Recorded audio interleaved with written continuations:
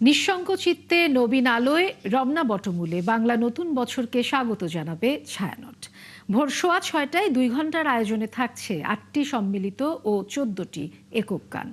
রোববার সংবাদ সম্মেলনে ছায়ানট জানিয়েছে, অন্ধকার দূর করে আলোর পথে যাত্রার এই সংকল্পে শঙ্কাহীনভাবে নিজেদের পরিবেশনা করতে চায় তারা।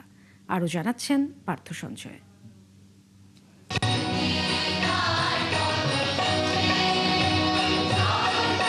মস্তক তুলিতে দাও হে অনন্ত আকাশে,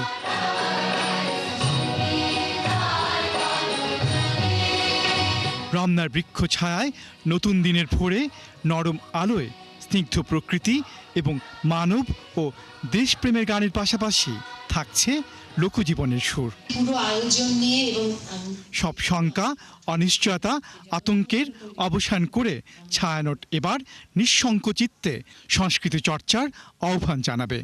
চিত্ত যেথা ভয় শূন্য, উচ্চ যেথা শির, সেখানেই বাঙালির জয়।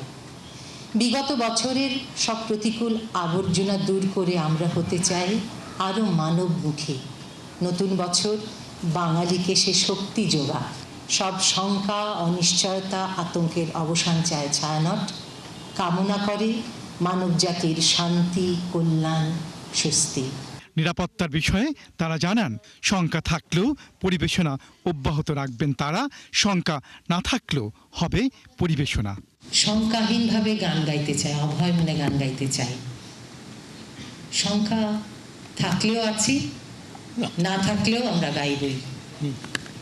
আমাদের ভবন আক্রান্ত হয়েছে, আমরা 1 সপ্তাহের মধ্যে উঠে দাঁড়িয়েছি।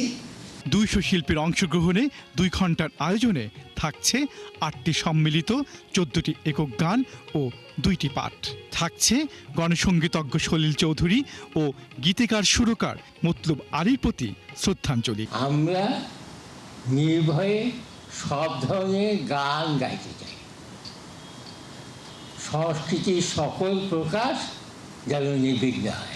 মানবতা, সংহতি, সাম্য, সম্প্রীতির ফুল ফোটানোর এই সংকল্প ছড়িয়ে পড়বে এমন প্রত্যয় ছায়ানটের। সমাজকর্মী ও সংস্কৃতি পার্থ সঞ্জয়, 71, ঢাকা। আমরা বিশ্বাস করি